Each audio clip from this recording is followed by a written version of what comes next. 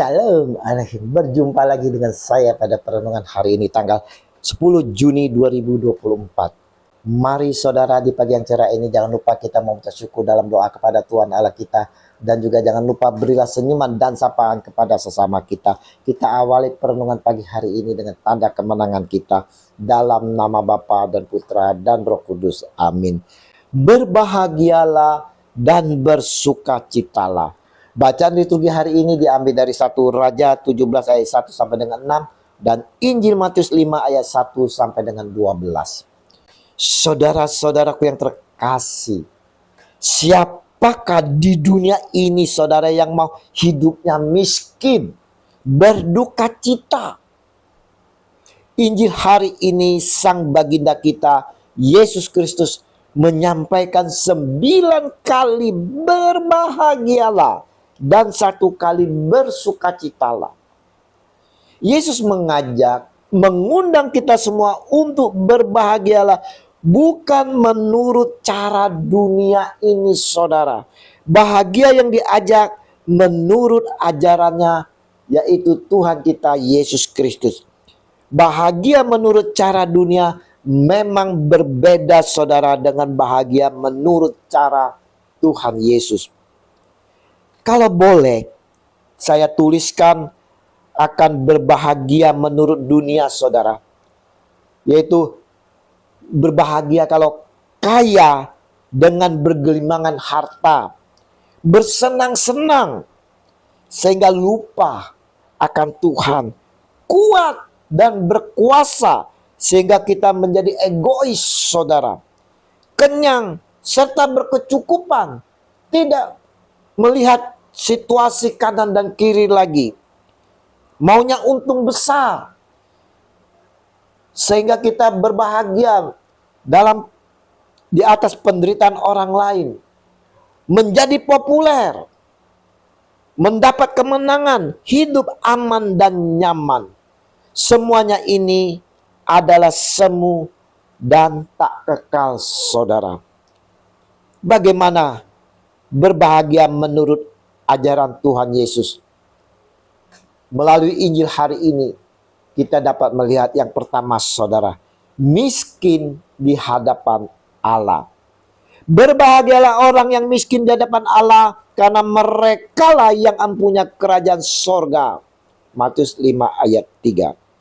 Saudara, segala yang kita miliki ini saudara, saat ini adalah titipan dan merupakan kasih karunia Allah.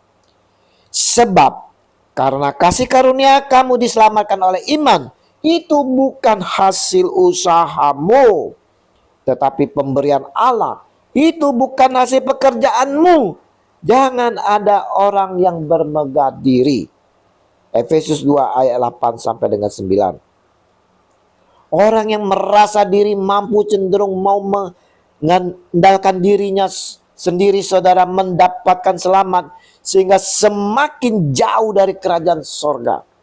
Sebaliknya, orang yang miskin di hadapan Allah akan datang ke hadirat Allah dengan rendah hati, mengakui dosa-dosanya serta memohon belas kasihnya untuk diampuni. Mereka itulah saudara yang beroleh kasih karunia Allah dan yang mempunyai kerajaan sorga. Yang kedua saudara, berduka cita. Berbahagialah orang yang berduka cita, karena mereka akan dihibur. Matius 5 ayat 4. Berduka cita yang dimaksud di sini adalah duka cita terhadap dosa-dosa dan kesalahan-kesalahan, baik dosa-dosanya sendiri ataupun dosa orang lain. Ini adalah duka cita terhadap ketidakadilan, kefasikan, dan kelaliman manusia. Kita ingat akan Petrus yang bersalah karena menyangkal Yesus. Dan akhirnya saudara, dia menyadari dan berduka cita atas kesalahannya. Maka menangislah ia terseduh-seduh. Markus 14 ayat 72. Petrus beroleh pengampunan dan penghiburan dari Tuhan. Paulus berduka cita dan menangis karena melihat banyaknya patung-patung sesembahan orang-orang Athena. Lalu dengan penuh semangat memberitakan Injil kepada mereka, akhirnya ia mendapatkan penghiburan karena banyak orang-orang Athena yang bertobat dan percaya kepada Tuhan. Kisah Para Rasul 17 ayat 16 sampai dengan 17 dan ayat 33 sampai dengan 34. Banyak dari kita, saudara, inginnya bersenang-senang dengan tidak bercermin diri. Kita bersenang-senang di atas penderitaan orang lain, bersenang-senang atas ketidakadilan. Yesus mau seperti Petrus dan Paulus, mau menyadari kesalahan kita ini, saudara, dan mau berduka cita atasnya sehingga kita dihibur. Yang ketiga, saudara, lemah lembut. Berbahagialah orang yang lemah lembut karena mereka akan memiliki bumi. Matius 5 ayat 5. Lemah lembut di sini bukanlah yang dimaksud dengan gemai, saudara. Tuhan Yesus adalah orang yang lemah lembut. Dapat kita lihat di dalam Matius 11 ayat 29. Tetapi ia dengan tegas mengusir para pedagang yang mengotori bait Allah dan mengganggu ibadah. Orang yang lemah lembut tidak hanya menuntut hak-hak dirinya, tetapi hidup untuk kemuliaan Tuhan dan melayani sesama, saudara. Orang yang lemah lembut memiliki kepekaan terhadap suara Tuhan dan kebutuhan manusia. Contohnya kita dapat lihat, saudara, dan kita teladani adalah Bunda Teresa. Jadi di sini, saudara, kita diminta lemah lembut tapi tegas, bukannya kuat dan ingin berkuasa. Yang keempat, saudara, haus dan lapar akan kebenaran. Berbahagialah orang yang lapar dan haus akan kebenaran, karena mereka akan dipuaskan. Matius 5 ayat 6. Orang yang lapar dan haus akan terus mencari apapun yang bisa memuaskan rasa lapar dan hausnya. Jika ia berada di tempat yang tandus, saudara, yang tidak ada air, maka ia akan berusaha terus, saudara, mencari air agar ia bisa hidup, sebab tanpa air ia akan mati. Betapa pentingnya, saudara, kita mengerti apa yang dimaksud dengan kebenaran di ayat ini. Ada yang mengatakan kebenaran di sini adalah firman Tuhan, karena Tuhan digambarkan seperti roti. Matius 4 ayat 4. Hal ini tidak salah, saudara, karena Nabi Amos juga mengatakan, sesungguhnya waktu akan datang, demikianlah firman Tuhan Allah, aku akan mengirimkan kelaparan di negeri ini, bukan kelaparan akan makanan dan bukan kehausan akan air, melainkan dengan mendengarkan firman Tuhan. Amos 8 ayat 11.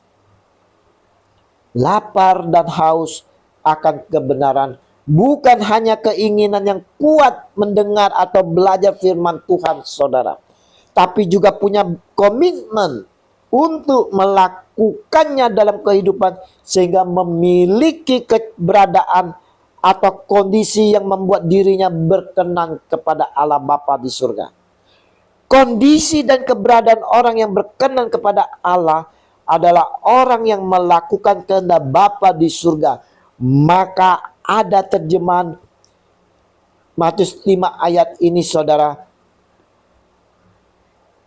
terjemahan dari buku kitab BIMK, yaitu berbahagialah orang yang rindu melakukan kehendak Allah, Allah akan memuaskan mereka. Tuhan Yesus adalah model manusia yang santero, hidup hanya melakukan kehendak Bapanya yang di sorga. Yohanes 4 ayat 34, Matius 6 26 ayat 39, Markus 14 ayat 36, Lukas 22 ayat 42. Yesus mengharapkan kita selalu rindu saudara, rindu dalam keadaan haus dan lapar akan kebenaran dengan mau melakukan dalam kehidupan sehingga memiliki keberadaan atau kondisi yang membuat diri kita berkenan kepada Allah Bapa di sorga. Yang keempat, murah hati dan suci hati.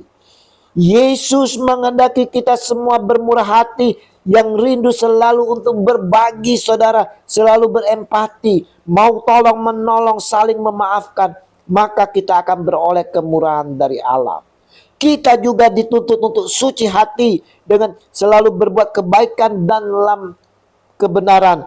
Hidup tak ternoda oleh kejahatan-kejahatan, karena orang hidup dengan suci hatinya akan melihat Allah.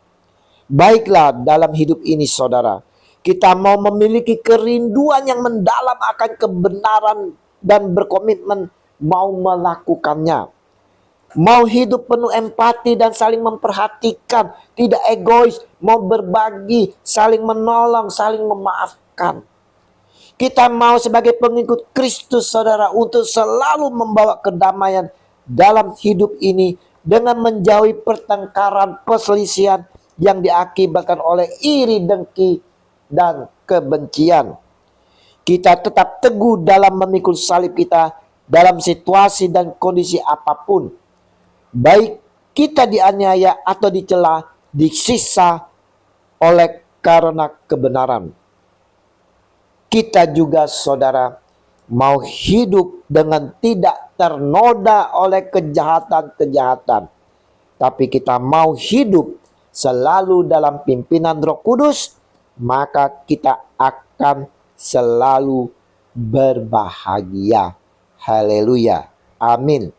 Dalam nama Bapa dan Putra dan Roh Kudus. Amin.